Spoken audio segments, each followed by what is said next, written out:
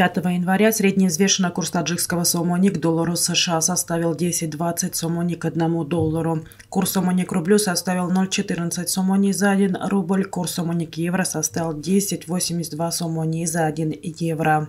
Средние курсы продажи наличной иностранной валюты в кредитных организациях Таджикистана составляют 1 доллар США от 10,20, 28 до 10,23 сомони, 1 евро от 10,82, 21 до 11 сомони, 1 российский рубль от 0,1415 до 0,1435 сомони. Правительство Таджикистана рассчитывает в наступившем году получить льготные кредиты в размере 314,5 миллионов евро на финансирование строительства Рагунской ГЭС.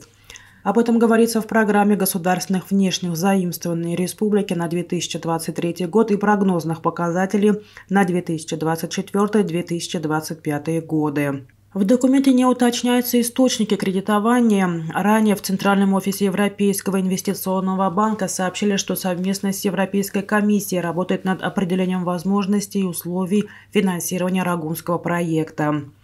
Европейский инвестиционный банк является государственным финансово-кредитным учреждением Евросоюза для финансирования развития остальных регионов в форме долгосрочных кредитов. В банке отметили, что могут поддерживать проект как консультативной поддержкой, так и долгосрочным финансированием, а также сочетать гранты Евросоюза с кредитами Европейского инвестиционного банка. В Таджикистане в 2023 году будет реализовано 5 проектов по реконструкции автомобильных дорог, строительству мостов и противолавинных коридоров. По данным Министерства транспорта страны, в целом по проектам предстоит реабилитировать автомобильные дороги общей протяженностью почти 214 километров. Между тем, по информации министерства, в ближайшие 3 года в стране будет сдано в эксплуатацию 317 километров международных автомобильных дорог, 32 моста, 5 тоннелей протяженностью 11,2 километра и 7 противолавинных коридоров. В ведомстве отмечают, что цель этих проектов – превращение Таджикистана в транзитную страну. Золотые мерные слитки Национального банка Таджикистана в 2022 году продолжали дешеветь после резкого подорожания в пандемическом 2020 году. Процесс снижения цен на них ускорился в минувшем году до 9% с 4,1% в 2021 году. Напомним, что золотые слитки НБТ в 2020 году подорожали на 43% из-за роста мировых цен на металл номер 1. Стоимость 5-граммового слитка на 4 января составляла 3117 сомони, что на 306 сомони ниже, чем в начале прошлого года. А 100-граммовый слиток подешевел на 6112 сомони и стоит теперь уже 61 255 сомони. Также в продаже имеются мерные слитки весом 10, 20 и 50 граммов. Чем вес мерного слитка выше, тем золото будет обходиться покупателю дешевле и наоборот. Например, каждый грамм 5-граммового слитка обходится покупателю в 635,4 сомони, а 100-граммового в 612,5 сомони.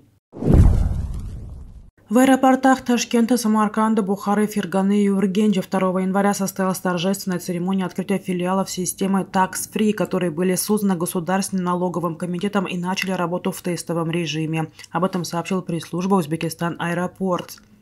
Система Tax Free, внедренная во многих странах мира, предусматривает возврат сумм НДС, уплаченных иностранцами при приобретении отдельных видов товаров у предпринимателей, осуществляющих розничную торговлю в Узбекистане. Перечень товаров, за которые выплачивается кэшбэк, утвержден постановлением правительства от 8 ноября прошлого года. Это сувениры, орехи, фрукты и сухофрукты, кожаные и меховые изделия, ковры, текстильные изделия и другое. Для возврата НДС необходимо зарегистрироваться в мобильном приложении Солик и отсканировать в нем чеки, полученные за покупку. Отмечается, что при вылете из аэропорта пассажир должен зарегистрироваться на рейс, а затем пройти в сервис Tax Free и предъявить посадочный талон и сам товар. Зарегистрированный товар может быть оставлен для перевозки в ручной клади или возвращен в зону регистрации и зарегистрирован в качестве багажа. Для использования услуги Tax Free общая сумма приобретенных товаров должна быть более 1 миллиона сумов, это примерно около $90. Кроме того, продукт должен быть не вскрытым и не использованным. Кэшбэк оформляется на карту пассажира и выплачивается после 25 числа месяца, следующего за месяцем оформления. Правительство Казахстана разрешило банкам второго уровня разовый вывоз из страны наличных российских рублей. Об этом сообщает пресс-служба Национального банка республики со ссылкой на соответствующее постановление. Все банки, функционирующие в Казахстане, кроме Национального банка, являются банками второго уровня. Постановление вступает в силу со дня его подписания и будет действовать в течение 60 календарных дней. Разрешение вводится для конвертации наличных рублей в безналичную форму и пополнения банками корреспондентских счетов, говорится в сообщении. В марте 2022 года президент Казахстана Касым-Жомарт Токаев запретил вывозить из страны валюту на сумму, эквивалентную 10 тысячам долларов. В указе президента объяснялось, что это было сделано в целях защиты национальных интересов и обеспечения финансовой стабильности Казахстана. Однако в июле того же года власти республики разрешили банкам второго уровня до 31 августа вывозить наличные российские рубли в объеме, накоплено в кассах данных банков на 23:59 часов 1 июля. Перед этим в Нацбанке объяснили, что в банках накопились наличные российские рубли в объеме, превышающем спрос на внутреннем валютном рынке.